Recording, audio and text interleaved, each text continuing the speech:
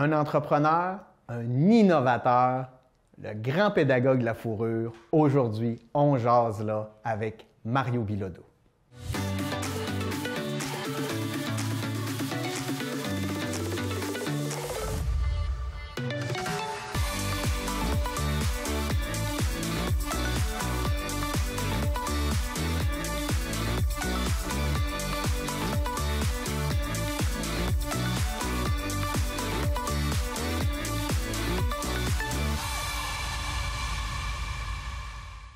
Aujourd'hui, on jase avec Mario Bilodeau. Salut Mario. Salut. Ça va bien? Ben oui, ça va bien.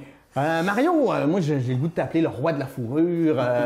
Mais là, ce qui nous intéresse, c'est de savoir, c'est qui Mario Bilodeau? T'sais, Mario, toi, t'es natif de Saint-Thomas-du-Dîme. Oui, Saint-Thomas-du-Dîme.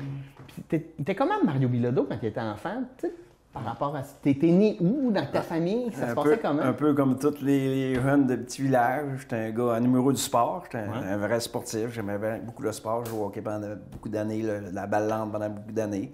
C'était les deux sports qui se pratiquaient dans cette période-là. Puis après ça, ben la nature. La nature, mon père, mes frères, la nature. Vous étiez dans le bois tout le temps? Mon père aimait la chasse, aimait la pêche, aimait la forêt. Fait que on allait faire notre boulot l'automne. On est des gars de bois. Ouais. On a eu un chalet longtemps au lac des Ozone à Saint-Thomas. On a eu un chalet pendant toute ma jeunesse.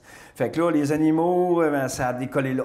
Fait que toi, à quel âge là, tu réalises, là, bon, ton père chasse, ça fait de la nourriture, ça fait de la viande, et tu réalises que Attends, là, il y a de la fourrure. On peut faire de quoi avec la fourrure? C'est-tu à ce moment-là? Ou... J'ai commencé à faire de la taxidermie, j'avais 8 ans.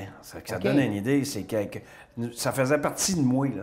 Nous autres, quand on était jeunes, on jouait avec les animaux, on avait des poules, on avait des lapins. Avec un de mes cousins, on faisait ça. On avait des poules, des lapins, on avait une petite cabane où on mettait ça.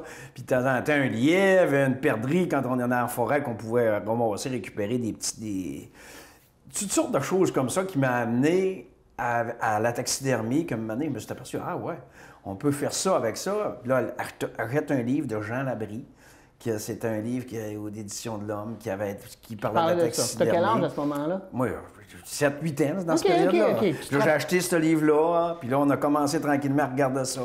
Puis là, ça a débuté par une blette, une corneille. Tu t'en rappelles le premier, c'est quoi? C'est une blette. Le premier, une blette, un écureuil, je te dirais pas en ordre de quel que c'est, là, mais ça ressemblait à ça, là.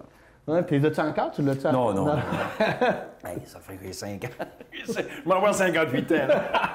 J'en ai perdu des petits bouts, là, mais dans le sens que, oui, j'ai récupéré des vieilles pièces que des gens souvent m'ont dit, gars, Mario, tu m'avais fait ça dans les années 80, tu te rappelles-tu de ça? Puis souvent, j'ai des souvenirs qui me reviennent de même, que des gens m'amènent ça, que je me rappelais plus. Parce que des bêtes naturalisées, je peux vous dire, de là à aujourd'hui, on en a fait des milliers et des milliers et des milliers. Là. On en a fait énormément. Toi, quand t'étais... là, t'es là-dedans. Donc, l'importance du territoire. Toi, je veux dire, t'avais un territoire, j'imagine, au départ, là, avec ton père, vous alliez chasser, etc. Donc, tu sais, la place où tu es né, Saint-Thomas-du-Dîme, ça a eu une importance dans ce que tu fais aujourd'hui. Oui, c'est sûr. Puis après ça, tous les gens avec qui on était aux alentours de nous autres, mes oncles, c'était toutes des maniaques, puis les jeunes avec qui, mes chums, là, c'était tous des... Nous autres, on partait se tenter, l'été comme l'hiver, là, on partait en forêt, là, puis on allait, durant les week-ends, on partait, puis on allait dans le bois, puis on allait se tendre des colalières, on allait trapper. C'est tout ça qui a fait qu'aujourd'hui... Je m'en suis fait un métier que je dis souvent que j'étais un privilégié de la vie. J'ai réussi à vivre de ma passion. Ouais. C'est rare les gens qui peuvent dire que tu es passionné par quelque chose, mais de là à en vivre. C'est souvent les gens les plus heureux. Oui, je peux pas dire que j'ai été malheureux. J'étais très heureux dans ma vie aussi, par cause de tout ça. Parce que moi, je me suis jamais levé pour travailler. Tes amis, tout ça, là, tes frères, tu sais, quand tu as commencé à faire ça, de dire, moi, je veux faire de la taxidermie, tu commences, les jeunes, est-ce qu'ils te regardaient de manière bizarre en disant, pourquoi tu fais ça? Ils se posaient-tu des questions ou ils voyaient déjà l'utilité de... Ben, pas tant, parce que ça a coulé comme dans leur vie, comme normalement, parce que moi, j'ai embarqué là-dedans très jeune. Fait que 12-13 ans, ils savaient déjà que j'en faisais. Tes frères sont plus vieux ou plus jeunes que toi? Plus vieux. OK. Oui, 2 plus vieux, un plus jeune. Puis j'ai une sœur, le bébé. Ouais. Fait que... puis eux autres, ben... mes frères sont allergiques Oui, oui, aux chevaux et ces affaires-là. Fait que le seul qui pouvait toucher aux animaux de très près chez nous, c'est moi. Fait que là, c'est comme ça que c'est assez... tu sais, il se disait, ben moi, je peux... Mon frère aimait ça aussi, Martin, mon frère. Il aimait ça aussi, il jouait dans les animaux, faire la taxidermie avec moi quand il était plus jeune, mais il pouvait pas parce qu'il était allergique. Ah ouais. Fait que, puis là, tu rentres à l'école, tu suis ton parcours normal d'école avec tes amis, puis tu continues à faire ça. Tout le temps. Moi, je gagnais mes fins de semaine avec ça. Ah ouais? Ah oui, moi je faisais du commerce, là. OK. Tout de suite, déjà là, en étant jeune, j'avais 14-15 ans, puis je vendais déjà des pièces. Bien, j'ai un article de journaux là, que j'ai ici, là, que je suis 16 ans, gars. Adolescent, il était déjà taxidermiste professionnel. Tu sais, ça faisait... C'était déjà ancré là, puis qu'il y a des journalistes qui venaient me rencontrer, puis j'en ai fait plusieurs au fil des années, que je me suis fait connaître un petit peu de même. Puis là, quand j'ai vu que ça avait une certaine importance, que le monde aimait ça, ce que je faisais... Puis là, un jour, à l'âge de 18 ans, j'ai dit... Je travaillais dans le temps au Continental, j'étais assistant gérant au Continental dans cette période-là. Puis à un moment donné, je me suis dit, moi, je veux partir à mon entreprise. Puis quand j'ai dit ça à mon père, il m'a dit, t'es fou? C'est la première... Tu sais, puis dans les années 80, quand t'arrives d'une chose comme ça, tu te dis... Tu sais, pour un père, là, tu sais, que son garçon s'envoie dans la taxidermie, qui peut vivre de ça? Ben, fait que là, lui, dans sa tête... Dans le nord du lac Saint-Jean? Oui, dans le nord du lac, il disait... Dans un des derniers villages avant le Grand Nord, si tu veux. Ouais. Fait que là, il avait pour son dire, ouais, mais Mario, ça n'a pas de sens. Tu peux pas vivre de ça. Tu peux, oui, en faire pour AB, puis arrondir les fins de mois, mais pas gagner ta vie avec ça. Puis là, non, oui. Puis moi, dans ce temps-là, il y avait André Turcotte, qui c'était un grand taxidermiste à Montréal, que lui gagnait sa vie avec ça. Puis lui, ça a été un peu comme mon... tu sais, comme mon... Lui, ce gars-là, je le voyais tellement passionné, puis moi, je l'étais autant que ça. Je me disais, si lui a réussi à vivre de ça, moi, je devrais être capable aussi. Fait que j'ai commencé avec 2 de mes chums. On s'est bâti un petit atelier, puis... Là, toi, là... T'es complètement... T'as tout appris par toi-même avec des livres. T'as pas suivi de cours de taxidermie? Bon, je suivais un cours par correspondance. Moi, quand j'avais 16 ans à peu près. Toutes des choses comme ça, là. Okay. Puis après ça, rencontrer des gens qui aimaient la même chose que moi. On rencontrait des gens, Denis Damour, des gens que je voyais dans des expositions. Il y a beaucoup de gens que j'ai rencontrés qui faisaient la même chose que moi. Puis après ça, ben, tranquillement, pas vite, on a monté une expertise. Puis là, au début, ça ressemble à quoi ton entreprise? C'est une cabane? Au début, c'était mélangé pas mal. On faisait de la menuiserie, on vendait un petit peu de confection qu'on fabriquait, puis on faisait de la taxidermie puis de l'apprêtage de fourrure. C'était ça, ça a commencé comme ça. C'est quoi de l'apprêtage de fourrure? C'est le tannage des peaux. Le tannage des peaux. Une peau souple pour être capable de la travailler. Taxidermie, c'est plus comme naturalisé. Ouais. Empaillé, ça veut dire, anciennement, c'était mettre de la paille à l'intérieur. Aujourd'hui, naturalisé, parce que c'est des formes en urethane, c'est plus les mêmes techniques que c'était, naturellement, ça a évolué. OK. Fait que toi, tu as suivi par correspondance quand même. Oui, oui. Ouais, quand j'étais jeune. Puis là, tu faisais des tests, tu essayais des choses. Puis j'imagine que quand tu faisais ton cours par correspondance, tu devais te dire, ah, mais ça, je le sais, ça, je suis capable. Ah, ça, c'est intéressant. On découvrait. Ouais. Puis souvent, à parler avec d'autres taxidermistes que tu découvres, c'est là qu'on a appris beaucoup. Après ça, des formations, des fins de semaine. Là, puis c'est comme ça qu'on a appris le métier. Puis veux pas, tu deviens, comme je disais tout le temps, quand tu es un taxidermiste, tu as 50 métiers. Parce que quand tu fais de la taxidermie, comme aujourd'hui, on voit ça, toute l'évolution qu'on a eue, tu sais, on fait de la peinture, on fait de la sculpture, on fait de la robotisation, tu sais, on fait tellement de choses, là, on fait de la couture, tu sais, parce que tout est fait à la main. Fait que t'es vraiment comme le taxidermiste qui est avec moi, qui est le maître taxidermiste aujourd'hui, qui est Angelo Gagnon. Ça fait 30 ans qu'il travaille pour moi. Angelo, là, il est rendu meilleur que moi, pas mal. Parce que moi, je gère l'entreprise parce qu'on a beaucoup de volets dans l'entreprise. Mais lui, il est maître taxidermiste pour Bilodeau Canada. Fait que ce gars-là, ce petit gars-là, puis il y a l'emprunteur de peau là, qui fait ça pour lui. Il fait 29 ans qu'il travaille pour moi. Okay. Fait qu'ici, on a une équipe avec, je dis souvent, Bilodeau, ça s'est rendu là, pas à cause de Mario Bilodeau, à cause de tous les gens qu'il y a eu autour, comme je dis tout le temps. Ce qui fait la force d'une entreprise puis d'un entrepreneur, c'est de quelle façon tu peux t'entourer. Ben oui, puis quand je sais pas, mais t'es lieutenant ou t'es bras droit, ça fait presque 30 ans ou 30 ans qu'ils sont avec toi, ça veut dire que ça fonctionne puis que c'est agréable de travailler avec toi aussi. Oui, je pense qu'ils ont cru probablement à ma folie en lui disant, en lui faisant croire, pas des menteries, en lui disant, gars, on est là aujourd'hui, demain on va être là, puis après-demain on va être là. Puis ça a toujours été ma vision. Tu sais, ce que j'ai fait, moi, je le voyais dans ma tête, mais je lui disais pas, je le disais surtout pas à ma contrôleur, parce qu'elle disait, t'es fou. sais, la salle qu'on vient de préparer, là, c'est une salle comme on vient d'investir 700 000 dans une salle d'exposition. Quand tu travailles, puis ça ne fait pas d'hier que je pense à ce projet-là, là, ça fait au moins 15 ans qu'il est sur la table. OK. Oui, puis je le répète, puis on va le faire, puis on va le faire, puis on va le faire. Puis je me disais tout le temps, on va le faire avant de partir. Parce que je me disais, je veux laisser quelque chose dans le secteur, je veux laisser quelque chose de nous autres, qui a tout tellement mis d'efforts jour après jour pour monter une entreprise comme on a fait là. Puis je ne l'ai pas fait tout seul, là. Je l'ai fait avec l'équipe qui sont là. Des gens de 10 ans et plus, ici, là, il y en a probablement plus que la moitié. Ouais. Que c'est des gens de 10 ans et plus qui travaillent avec moi. Fait qu'il faut croire au gars qui est là. Puis il faut être heureux dans son travail. Oui, aussi, puis après ça, il faut lui montrer que ça avance. Tu sais, quand tu fais. Tu sais, quand on a commencé dans une tout petite atelier, puis... Est-ce que c'était déjà à Normandin ou tu étais à Saint-Thomas? J'étais à Saint-Thomas, puis j'ai déménagé. J'ai commencé, ma première entreprise, c'était à Saint-Thomas, puis j'ai déménagé en Normandin. Après ça... En quelle année quand tu déménages à Normandin? À peu près dans les années 70. OK. 70, 72, je pense que j'ai déménagé à Normandin. 72, 13, je ne peux pas te dire exact, là.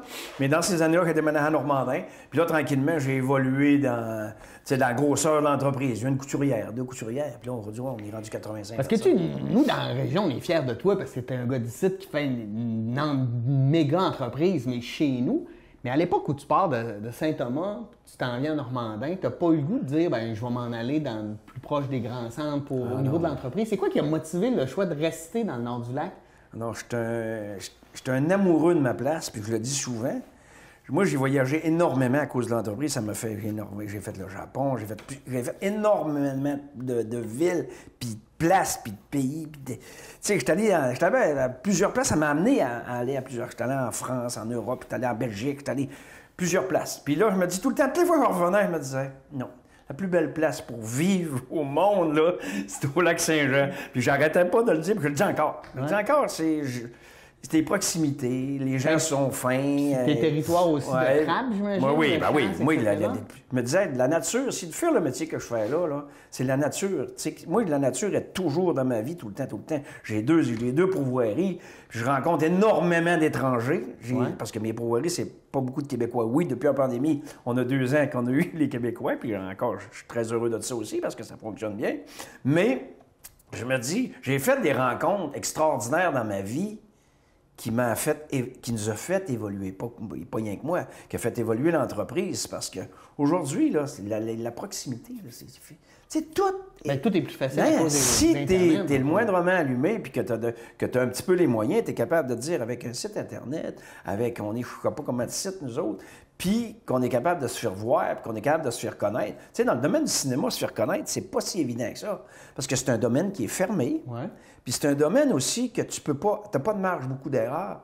Puis il faut que tu sois efficace. L'efficacité pour le cinéma, c'est la chose la plus importante parce que faut que tu sois capable de lui livrer la marchandise dans un temps record.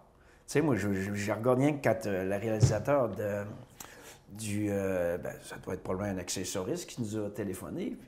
Je me rappelle plus du nom, quand on a fait Les Pays d'en haut, la dernière version, la fille, elle avait besoin du renard qu'on voit que Bidou donne à sa blonde, là. Fait que le renard, ils m'ont appelé le jeudi, il fallait que ça parte là. Ouais. Elle dit, Mario, t'as-tu ça? T'as-tu ça? Ben, je l'ai fait, c'est moi-même qui l'ai fait. C'est allé chercher une peau dans la chambre à fourrure.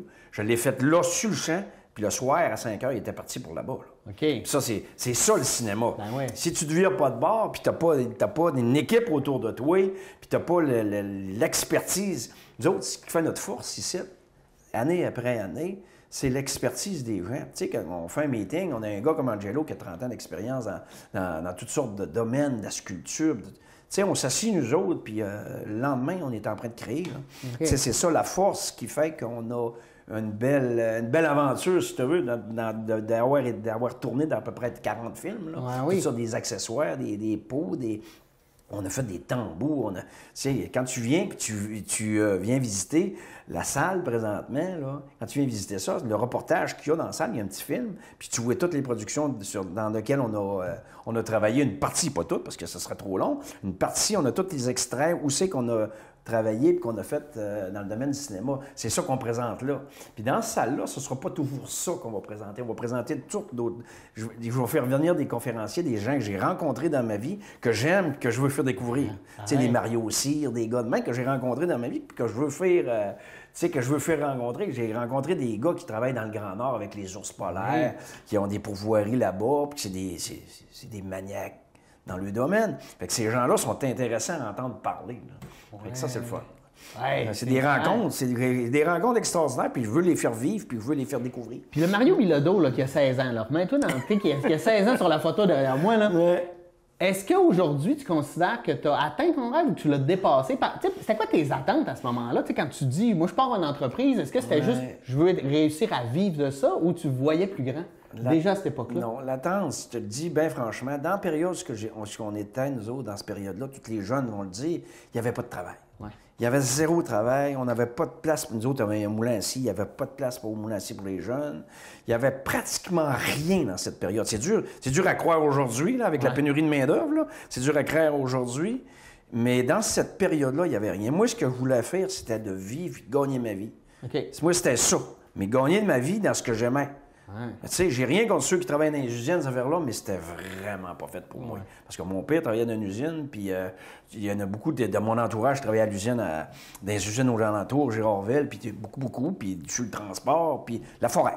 Mais moi, j'ai toujours été dans la création, créatif, une imagination extraordinaire. T'es artistique, là, t'es un artiste. Ouais, j'aime ça découvrir, puis j'aime ça faire des rencontres.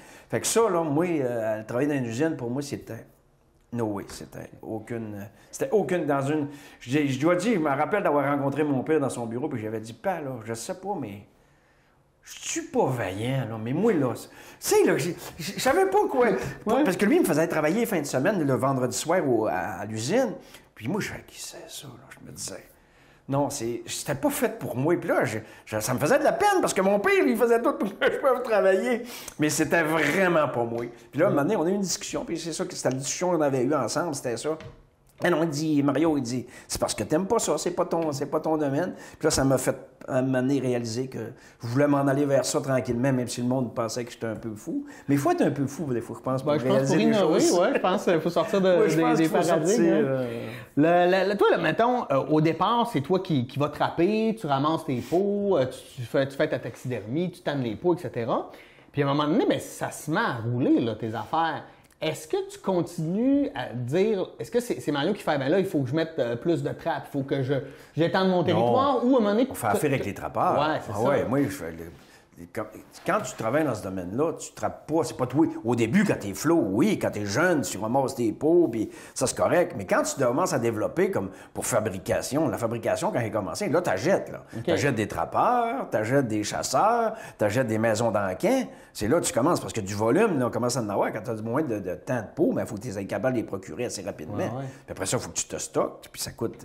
Puis moi, la plus belle rencontre que j'ai faite dans cette période-là, quand j'ai commencé ma business, j'ai rencontré M. Robertson, René Robertson, de Massage, de Pointe-Bleue dans cette période. M. Robertson, ça a été pour moi un mentor extraordinaire, une personne que tous les entrepreneurs voudraient rencontrer dans sa vie.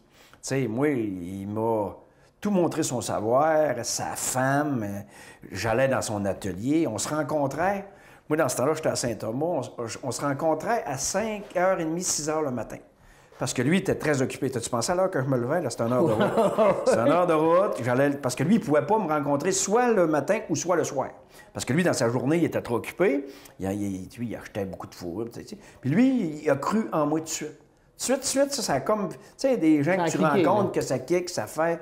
Bien, il m'a pris sur son aile, puis je te dis que j'étais comme son garçon, identique. Tu sais, il m'a prêté de l'argent pour commencer, il m'a aidé. Ben, moi, je dis qu'un gars qui te prête 250 000 $ d'argent que j'ai déjà dû ça à ce gars-là, dans cette période-là, puis qui m'a aidé à monter ça tranquillement, puis on a fait ça, là, sur un bout de papier. Là. Okay. C'était carrément comme ça. Il faisait confiance. Il avait son livre, puis là, il me tenait ça, puis moi, quand il ramenait son argent, il me reprêtait, puis il m'a grimpé comme ça à travers les années, puis j'ai réussi à développer avec lui, parce que dans le domaine qu'on est, ça prend un inventaire extraordinaire. Tu sais, quand tu fais le tour des ateliers, ici, tu t'aperçois que ça prend beaucoup de choses. Puis l'expertise qu'on a développée autour de cet inventaire-là, c'est pour ça qu'on a réussi dans le cinéma.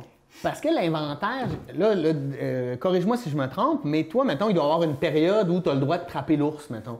Fait que là, il faut que tu te ramasses des peaux d'ours parce que la période où tu ne pourras pas en trapper, tu as besoin d'en avoir. Donc, c'est un investissement, il faut que tu en aies. Il faut que tu en aies quasiment un an d'avance de ce que tu as besoin. Comme on est rendu là, nous autres, pour le loup-marin, on est le plus gros acheteur de peaux de loup-marin au Canada. Fait que l'usine avec qui on travaille, il faut qu'eux autres, ils ramassent les peaux, puis que les chasseurs les tuent, ramassent les peaux. Après ça, il faut qu'ils les apprêtent. Après ça, ils les envoient ici. Après ça, nous autres, on les transforme. Fait que ça prend un inventaire énorme. Mais ce qui nous a permis aussi, dans le domaine du cinéma, dans ces choses-là, de l'avoir. Oui. Parce que si tu l'as pas, tu peux pas, ben oui. Puis tu ne retrouveras jamais l'inventaire à nulle part ailleurs qu'à part ici, probablement dans tout le Canada. Tu sais, l'inventaire de fourrure, l'inventaire de peau, les os, les griffes, les dents, les huiles, les graisses. Ben, oui, juste ça fait tout, le tour. tout, on ramasse tout, on récupère tout de A à Z. Puis c'est pour ça que ce côté-là, que nous autres, depuis à peu près une quinzaine d'années, on se dit souvent, ce qu'on a innové dans ce domaine-là, c'est ce qui a fait qu'on est avancé comme ça, c'est ce qu'on a innové, c'est parce que c'est la récupération. On avait une éthique vraiment, parce que moi, j'ai passé les airs de Brigitte Bardot, là. Il faut vraiment oublier ça. Tu sais, moi, là, ça fait 36 ans que je suis là-dedans. Là. Moi, l'ère de l'antifourrure puis Brigitte Bardot, là, j'ai tout connu ça. Les vagues, puis encore là, la fourrure, il faut vraiment se défendre pour le dire que c'est un produit le plus écologique au monde à porter. Dirais-tu que c'est parce que ton expertise, elle vient de quelqu'un des Premières Nations qui, eux, historiquement, récupéraient tout, qui t'a montré à faire ça comme ça? C'était...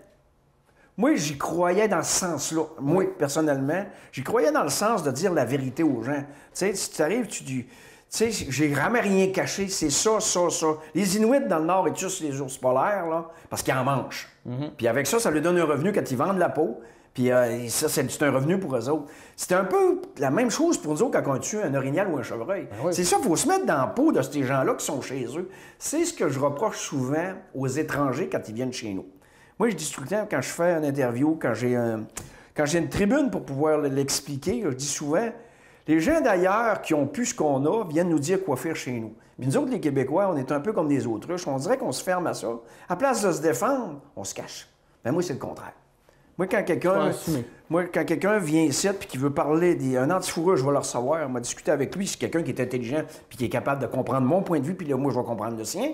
Moi, ça me fait rien de discuter. Je suis ouvert à toutes ces choses-là.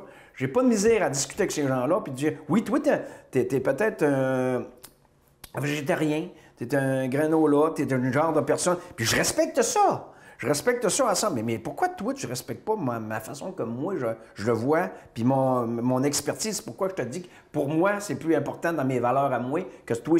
Parce que, comme tu disais tantôt, les Autochtones, tu sais, j'en côtoie beaucoup. Je suis un gars qui passe pratiquement tout son temps ici et dans le bois. Fait que je peux dire que j'en connais énormément là-dessus, au fil des années, des rencontres que j'ai faites, puis les expériences aussi que j'ai faites puis que j'ai vécues. Oui, oui, oui. Et comment tu qualifierais la pratique? Tu sais, entre tes débuts puis aujourd'hui, tu disais, il y a eu une évolution de l'expertise. Oui. Là, aujourd'hui, tu perds plus rien. Non. Nous autres, on récupère, je te dirais. Là, comme là, on est en train de travailler avec un petit gars d'Alma. On est en train de travailler l'asclépiade pour être capable de... C'est un produit, une fibre naturelle pour mettre dans nos vêtements. On a commencé à travailler avec lui, ça fait 1 an et demi.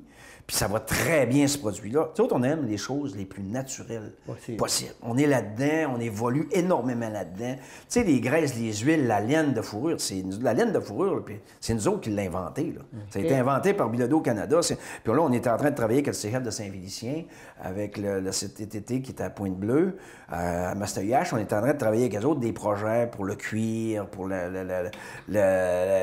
toutes sortes de produits animaux qui sont jetés, qui sont dans la poubelle, qui se ramassent dans les poubelles. Nous, on est en train de travailler ça pour sortir des nouveaux produits. Pour qu'il n'y ait plus rien dans la poubelle. Ben, nous autres, on se dit, on a un produit, on est les gens les plus écologiques.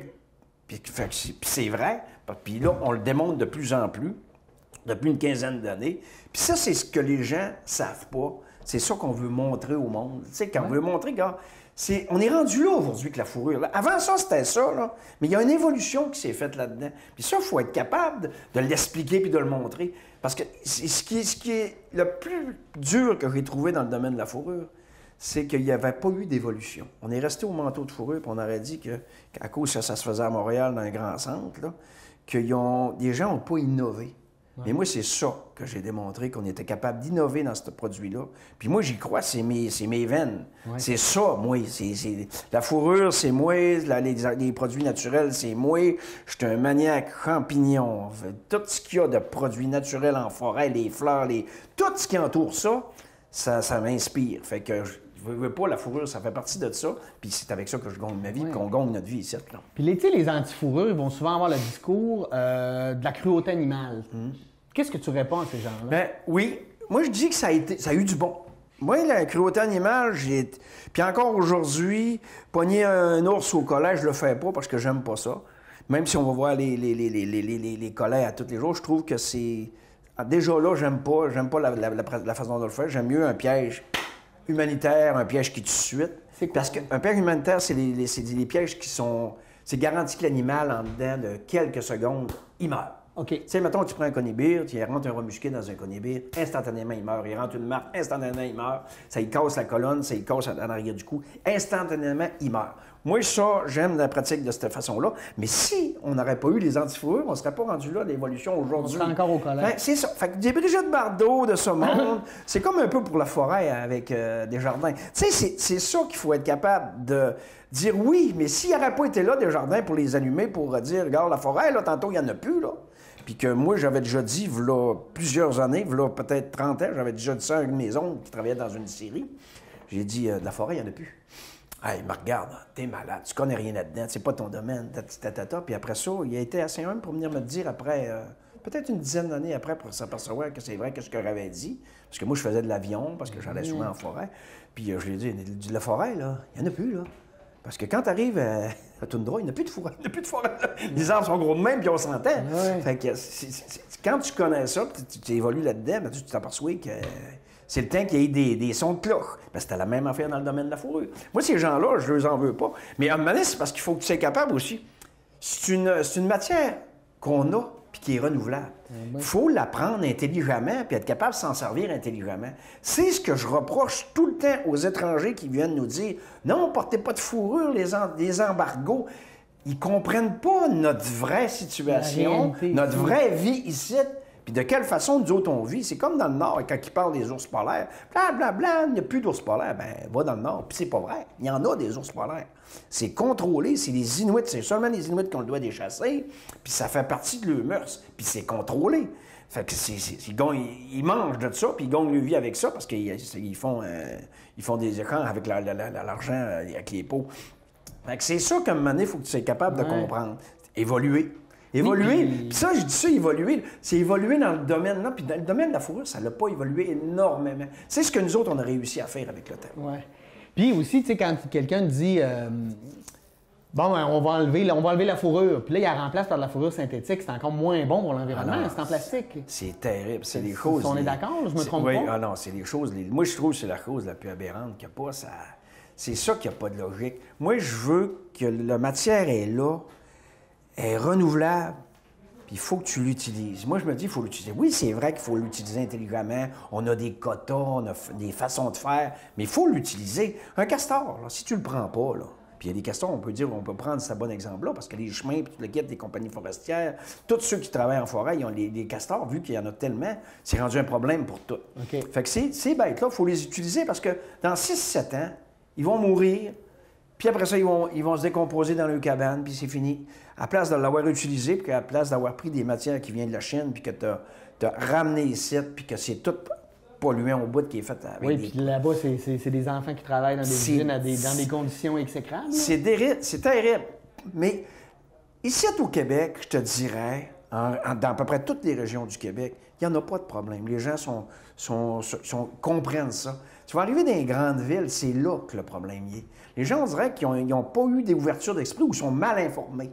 Mais de plus en plus, c'est moins pire. De plus en plus, là. Ouais. Moi, j'avance dans le temps, là, puis j'ai vu toute l'évolution de ça. Puis là, j'avance, puis je discute, puis là, les gens, tu sais, les gens qui viennent visiter ici, il y en a énormément.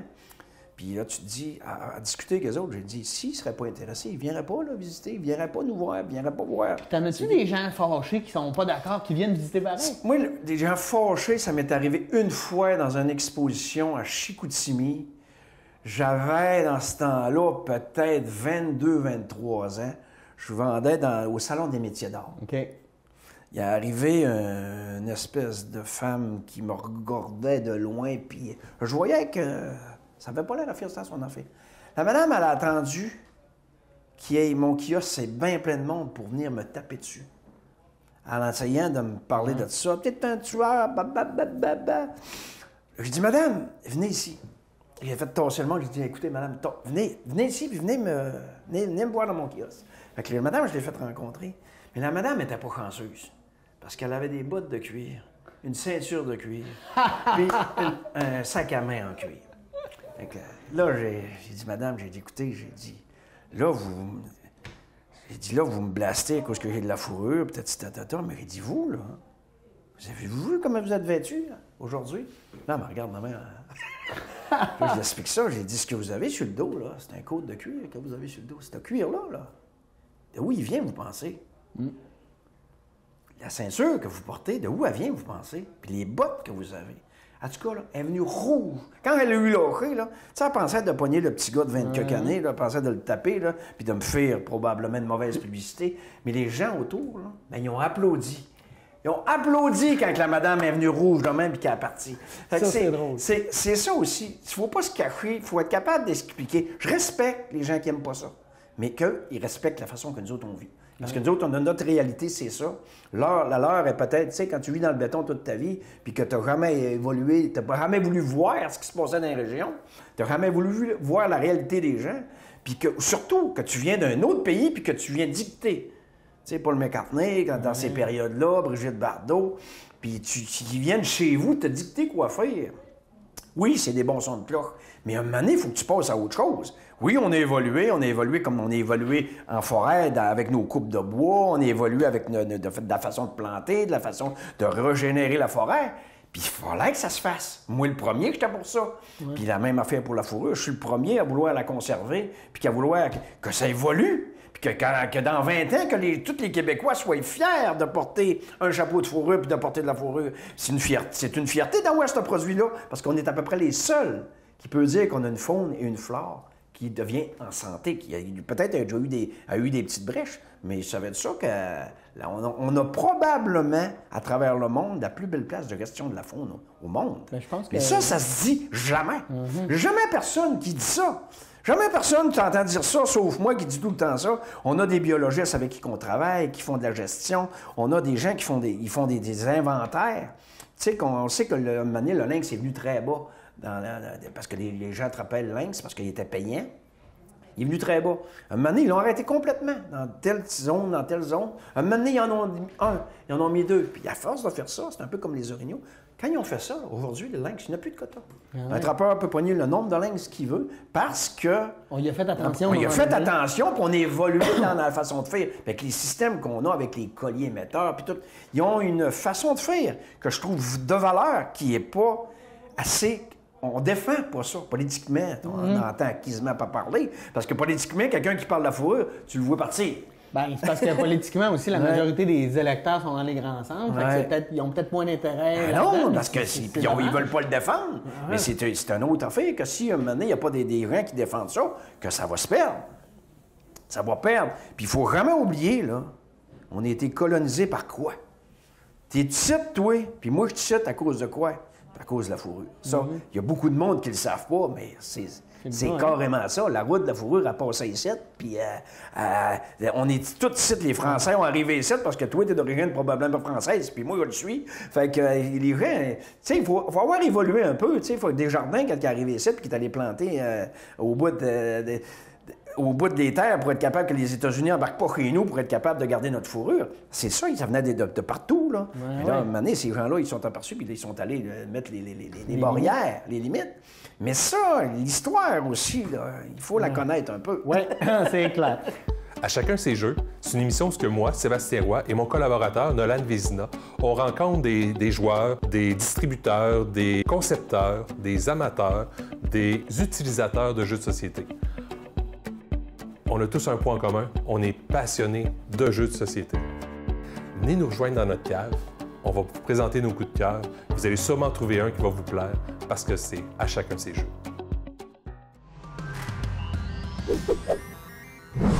T'aimes ça avoir peur? T'aimes ça le cinéma? T'as écouté les 2 premières saisons de Vidéo Terreur où tu nous as pognés en podcast sur toute bonne plateforme de podcast? Eh bien, l'attente est terminée. Vidéo Terreur saison 3, ça s'en vient.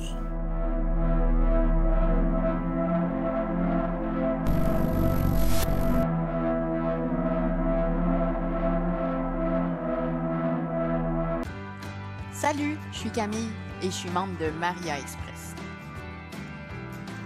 Et ça veut dire que je peux me déplacer n'importe où à Dolbeau-Mistassini pour seulement 3 $ par trajet. Être membre, c'est vraiment pas compliqué. Une fois inscrite au service, j'ai qu'à appeler pour donner mon arrêt de départ, celui de ma destination et l'heure à laquelle je veux me déplacer. Et si jamais je veux consulter la carte des différents arrêts, la liste des dépositaires ou les tarifs des cartes mensuelles, je peux tout retrouver sur leur site web. Pour payer, c'est aussi simple. Je peux me procurer des billets chez un dépositaire ou payer directement au chauffeur. Depuis que je suis membre, me déplacer, c'est devenu simple, rapide, économique et écologique. Faites comme moi et essayez le nouveau service Maria Express.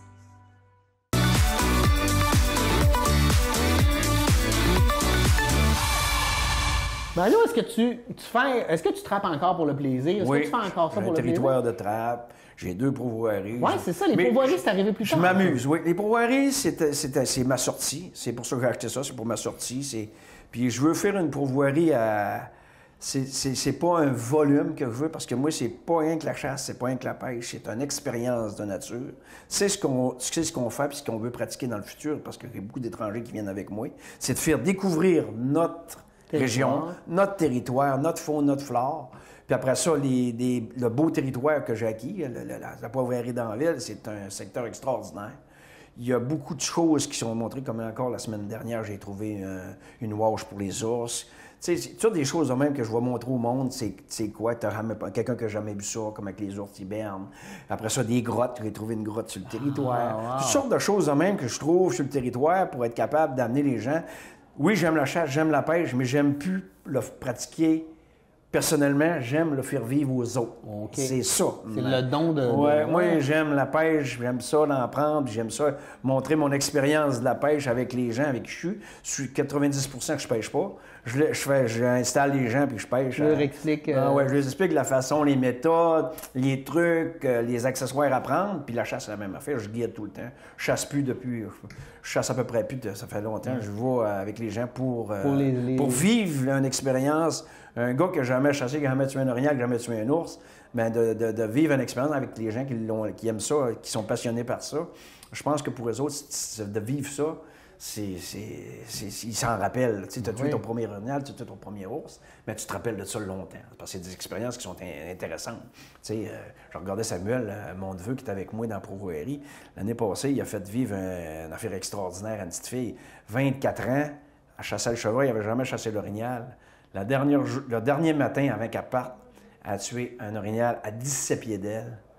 Ouais, elle a su le corps à 17 pieds. Je peux vous dire que pour un chasseur, c'est énorme, mais pour une petite fille qui n'avait jamais chassé, c'est encore plus. Moi, j'ai vu le sourire de cette petite fille-là, quand j'arrivais sur place, aller jusqu'à temps qu'elle parte. C'était un sourire qui était marqué là. Ça va toujours être dans sa tête.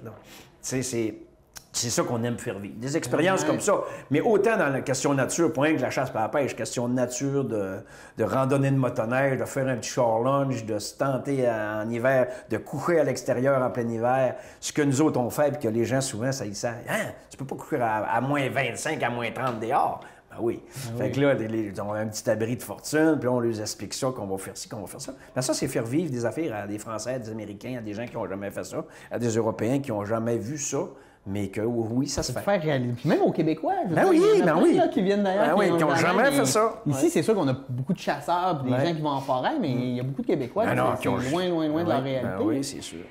Toi, tu as travaillé beaucoup de types d'animaux différents. Est-ce qu'il y en a qui c'est plus difficile que d'autres au niveau des... Le poisson, les animaux à écailles, c'est assez complexe parce qu'il faut que tu refasses toute la peinture. Tu fasses souvent le moulage de la tête. Comme un poisson, on ne garde pas la vraie tête. On fait le moulage, on prend la vraie tête, on la remoule. OK. C'est pour ça que quand je dis plusieurs métiers, là, il y a énormément de métiers là-dedans parce que tu moules, il faut que tu aies des connaissances en moulage, en sorte de plastique que tu utilises pour ça, de résine. En tout cas, il y a beaucoup d'expertise. Puis ça, le poisson, parce qu'il faut tout que tu leur peintures de A à Z. Il faut que tu aies le talent avec un airbrush pour être capable de ramener les mêmes couleurs.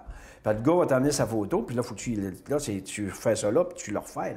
Tu sais, c'est vraiment un art, faire ça. Puis de se faire ça jour après jour, pendant année après année, ça prend une concentration énorme, puis ça prend une expertise énorme, puis ça prend une ambiance de travail.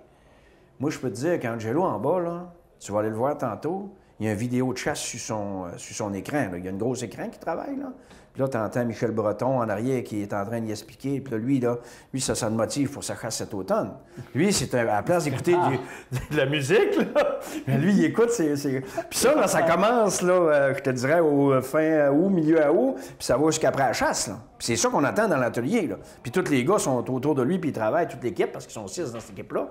Puis c'est tout ça, là. Les autres, c'est des vidéos de chasse. Les autres, c'est leur musique. Tu sais, l'ambiance de travail, c'est important, parce que quand tu es un passionné de ça, ben... Puis y a-tu une créature, une bête, ou quelque chose que tu rêverais de faire, tu sais, que tu n'as jamais touché, puis tu ferais, là, ça peut être un animal exotique, je sais pas. Oui, là, nous autres, il y a un gars que j'avais rencontré à l'île d'Orléans, là, à peu près 15 ans. Puis lui, il avait des bisons. Oh! Oui, puis on est allé faire boucherie avec lui, on a récupéré les peaux, lui il récupérait la viande parce qu'il y avait un gros troupeau, puis il y en avait des bêtes énormes. Oui, c'est gros, disons. Puis maintenant, on discutait ensemble, là, il m'a posé la même question, puis là, on a parlé. Moi, je veux faire un mammouth. Oh. Je veux reconstituer un mammouth, puis la peau de bison, ça ressemble énormément à la peau de mammouth. OK. Fait que là, on veut reconstituer un mammouth grosseur nature, puis ça va être une réalisation probablement qui va se faire dans le futur. Années. Parce que ça, c'est une affaire qui m'y vote depuis longtemps. Pour montrer, parce que je suis allé au musée à Ottawa, je suis allé visiter plusieurs affaires. J'ai lu beaucoup là-dessus, que tout ça me passionne. T'es un gars curieux, là. Oui, ça me passionne, toutes ces choses-là me passionnent. L'histoire me passionne. Tout ce qui est de la nature, de près ou de loin, ça me passionne. On parle de plongée sous-marine pour aller voir les sortes de poissons, pour découvrir ce qu'il y a dans la mer, qui découvre encore des choses qu'on ne connaissait pas. Ça me passionne. Tout me passionne dans ce domaine-là. Puis ça aussi, les bêtes préhistoriques, ça me passionne énormément. Puis ça, je pense que ce sera le fun de reconstituer, parce que nous autres, on a l'expertise, puis on a le talent et l'équipe pour pouvoir le faire. Oui. Puis ça, on veut en faire un pour montrer au monde vraiment la grosseur nature que ça avait. Parce qu'il y a 2-3 sortes de mammouths qui existaient, puis il y a des grosseurs différentes. Là. Fait que là, c'est ça que. Et puis pour ton entreprise, j'imagine que tu as un mammouth dans la course à la Tour du Monde aussi. Non, mais tu sais, tout est dans tout. C'est comme quand on a réalisé la salle qu'on a faite présentement. Oui, c'est magnifique. Les gens disent. Tu sais, jamais on aurait pu penser que, c'est sûr, parce que l'investissement qu'il y a là-dedans, c'est énorme. Tu sais, ça prend des gros sous pour réaliser des projets comme ça. Fait que ça, tu peux pas faire ça en mettant ce que tu as fait toute ta vie en péril. Il faut que tu fasses ça conjointement. Puis on a un contrôleur, on a des comptables, on a une équipe, parce que Mario, c'est Mario. Il a un projet aux 10 minutes. Moi, c'était ça, là. Ah ouais. Moi, les projets d'avance, j'en ai peut-être 10 d'avance, comme je te parle de ce mammouth-là. Ça fait longtemps qu'on parle de ça, là. Mais un jour. Comme là, il est en train de réaliser une pièce, Angelo, que lui, personnellement, il voulait faire depuis longtemps. Puis justement, hier, il a tourné une petite vidéo pour une pub, là, puis il expliquait ça. Il est en train de faire 2 orignaux en train de se battre. Oh. Il est en train de les réaliser, là. Présentement, il est en train de faire ça. Là. Ça va être dans la salle d'ici un mois et demi, là, ça va être dans la salle ici. Qui achète ça? Là? C'est-tu les musées? C'est-tu les maisons de décoration, les musées, les magasins de sport, énormément. Okay. Comme là, on est en train d'en faire 2 pour la chasse. Alma, son magasin de Calzane Tower, va avoir de très belles pièces qui vont être là. Les cils Baron, les restaurants La Belle et la Bœuf, c'est toute la décoration de ça, c'est nous autres qui fait ça. Les maisons là, dans l'Ouest, on fait énormément de décorations. On a fait à peu près 90 têtes naturalisées cette année pour les maisons là, dans l'Ouest. Soit Tête d'Orignal, Wapiti, Serre, bison, tout mettre au-dessus des foyers, faire de la décoration dans les maisons. Là. Parce que toi, là, t'es rendu partout à travers le monde. Là. 27 pays présentement qu'on travaille. Là. La Chine énormément. Ouais. On fait beaucoup de pièces pour la Chine. On vend beaucoup il y a beaucoup de musées là-bas. Il y a beaucoup de gens qui s'intéressent à cet art-là. Fait qu'on en fait beaucoup de pièces pour là-bas. Ouais. Puis le cinéma, c'est arrivé comment dans ta vie? Parce que toi quand tu fais ça, tu penses pas que toutes tes pièces vont se ramasser dans des films. Là. Le cinéma, c'est vraiment un gars qui, une année, me connaissait par un autre puis par un autre, là, qui était dans le domaine à Montréal, dans le domaine de la confection de vêtements pour le cinéma.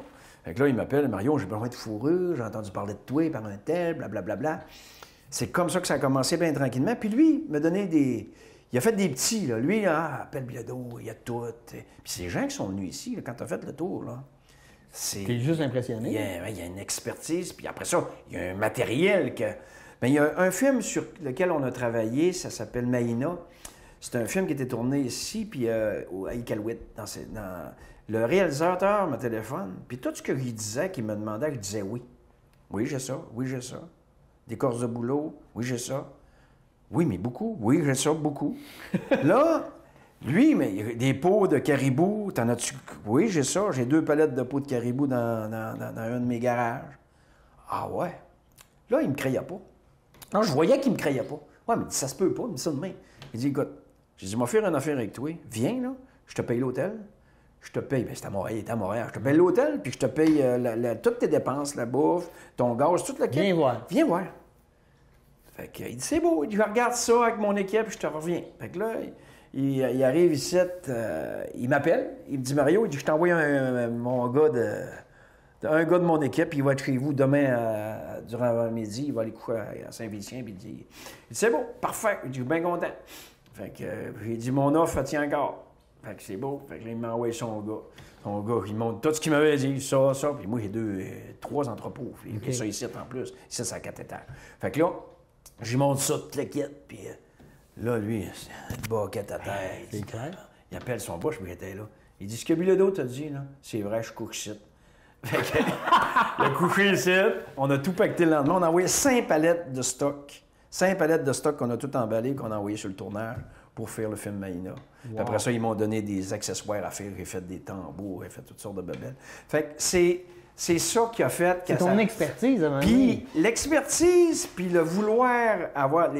Nous autres, là, on est des... L'équipe, là, ici, là, c'est tous des gens qui veulent avancer. Tu sais, la robotisation puis ces affaires-là, là, tu sais, c'était pas notre domaine pantoute, là. Ouais. Tu sais, on connaissait pas ça, là, mais fil en aiguille, on s'est informé, puis site Internet, puis il y a ça d'un bord puis de l'autre. Puis là, on a commencé à faire toutes nos rebelles, là. Fait que c'est comme ça que là, puis nous autres, on est passionnés par ça, puis on en veut encore plus. Fait que c'est ça qui nous amène... Tu sais, faire de la taxidermie, c'est bien beau, mais faire des affaires hors de l'ordinaire, c'est encore bien plus beau. Puis après ça t'amènes ça sur le plancher à l'équipe, là, tu dis « Aïe, on n'a jamais fait ça. » Non. Il y a tout ce qu'on a ici, on n'a jamais fait.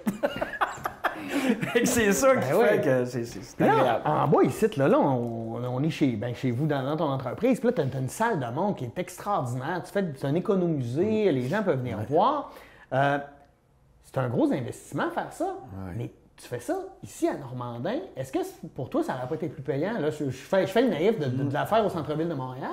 Non, c'est parce qu'ici, c'est chez nous, tu ne peux pas le faire ailleurs que dans l'entreprise. Parce que si tu veux comprendre, là, il faut que tu viennes le visiter. Tu fais la visite VIP. Tu as vu tantôt, il y avait un autobus qui arrivait, c'est des gens de Sherbrooke. Puis ils arrivent, puis ils connaissent à peu près pas Bilodeau, ils n'ont jamais fait ça. Mais tu devras lui demander en sortant, tu vas voir. Ils disent toutes la même chose. Jamais j'aurais pu penser que ça se faisait ici au Québec. Jamais j'aurais pu penser que c'était autant. Fait que c'est ça qui est... Puis si tu le vois pas... Dans l'entreprise, c'est pas la même affaire. Parce que là, tu vois tout. Parce que quand tu viens, tu vois toute la confection, la taxidermie qui se fait. Tu vois le produit final en dernier quand tu fais la scène avec les bêtes mécanisées puis toutes les bêtes naturalisées. Fait que c'est ça qui fait que c'est doublement intéressant puis que tu comprends mieux. Puis en même temps, qui nous fait une pub extraordinaire. Ben oui. Le monde qui part d'ici, là, quand ils vont s'acheter des bottes de poêle, c'est ça qu'ils vont te rappeler. Ils vont penser à nous autres. Là. Donc, c'est loin d'être fini, là, Bilodeau Canada. Dans le sens, je t'écoute parler, là. Je sais pas t'as quel âge, mais tu sais, je veux dire... C'est loin d'être fini. On a une relève, on a commencé, on a une relève. J'ai mon neveu qui travaille avec moi, qui a fini son université, ça fait 3 ans. Puis depuis ce temps-là, qui travaille avec moi. Puis lui, c'est un passionné comme moi. Tu parles à Samuel, puis tu parles à Mario, c'est la même brillance dans les yeux, c'est la même passion, tu le vois. C'est mon neveu depuis l'âge de 12 ans. Que ce petit gars-là, il a travaillé avec moi dans toutes sortes d'affaires. Ouais. On a tué des premiers orignaux ensemble dans le bois à faire de la chasse fine. C'est un caleur extraordinaire. Il y a une passion dans ce petit gars-là qui est le fun, puis on a une relève. J'ai Marie-Josée, ma contrôleur, qui est avec moi. J'ai Karine aussi, qui est à relève, qui est avec moi, qui est une contremaître en bas, qui a commencé comme couturière, puis qu'aujourd'hui, elle fait partie de l'équipe, elle fait partie de l'entreprise. C'est vrai que c'est une belle jeunesse qu'on a forgé ensemble, puis qu'on a su transmettre la passion. Puis là, tu parles de relève. Est-ce que toi, déjà, tu penses à l'après? Oui. Ben, les pourvoiries, c'est ça. Les pourvoiries, c'est ça? Oui, c'est ça. Moi, je vais rester avec eux autres, naturellement, pour certaines périodes de l'année qui veulent que je sois là, s'il y a des problèmes, puis s'il y a de l'innovation, puis des choses de même. Ça, c'est sûr et certain que je vais être proche. Ben, mon nom est Richard Baptiste, puis en plus, Samuel, c'est mon neveu, puis je suis fier de ça, que ça continue dans la même lignée. Ça, c'est sûr et certain. Puis j'ai un autre de mes neveux, c'est Gabriel, qui travaille avec moi, Gabriel Bilodeau, qui porte le même nom. J'ai un de mes cousins, Danny Bilodeau, qui travaille avec moi. Il a le même nom. Tu sais, dans la gang, on a des liens quand même assez forts. C'est plus que ton nom, c'est maintenant, c'est la fierté de tout le monde, même à Normandin. J'imagine que les gens doivent être fiers de ça, sûrement, qu'on rayonne un peu partout. Mais nous, dans l'entreprise, les gens qui travaillent ici, tu leur parles, puis hier, justement, on avait une petite discussion là-dessus. Tu sais, les gens, tu vois, qui sont fiers de produire des produits qui partent d'ici puis qui se promènent partout à travers le Québec, le Canada, puis à l'étranger. Fait que c'est sûr et certain que c'est une fierté, tu sais, que tu prends un produit qui est une matière qui est complètement brute, puis que tu l'emmènes à une matière complètement transformée, puis qui est vendue à grosse échelle. Fait que c'est une fierté pour ces gens-là. Oui, je pense que... Faut venir, il faut s'informer, il faut voir, parce que je pense que tes produits sont de qualité en plus. Fait que tu achètes, oui, c'est pas plus cher que d'autres choses, mais la qualité, tu es là pour toute la vie. Oui, c'est ça. Tu as une qualité, puis après ça, tu as la fierté de dire que c'est fait chez vous. Oui, quand tu te promènes, tu rencontres quelqu'un, mais tu as mis des belles bottes. Oui, c'est fait chez nous, là. C'est une entreprise du lac qui fait ça. C'est ça, c'est déjà là, ça, c'est quelque chose. Tu sais, comme je travaille avec beaucoup d'entrepreneurs, parce qu'à Normandin, puis dans le secteur nord du lac, on a beaucoup d'entrepreneurs. Dans plusieurs domaine, là, puis moi, je suis proche des entrepreneurs, on se connaît, on est quasiment tous de la même âge, on est des gens qui ont des écoles ensemble. Mon frère était en business pendant 25 ans, puis là, il a retraité, mais il était en business, puis on allait tout le temps déjeuner une gang de gars de business. Puis tu vois l'entrepreneurship qui est dans le secteur.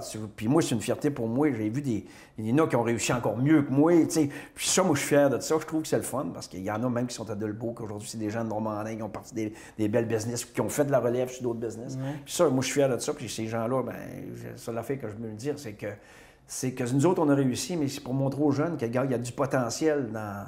Tu sais, il y a du potentiel dans le secteur. Mais même si tu es au nord du Lac-Saint-Jean, tu es en région, là, puis tu es dans la plus belle place pour vivre au monde, tu peux réussir à gagner ta vie puis bien t'en sortir, même si tu n'es pas dans des grands centres. Puis je pense que la qualité de vie ici, pour les gens qui sont ici, moi, je trouve que ça n'a pas de prix, là.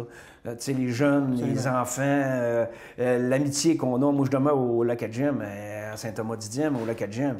Puis on est une gang, qu'on est là ensemble. Tu sais, on a un 5 à 7 à tous les jeudis soirs.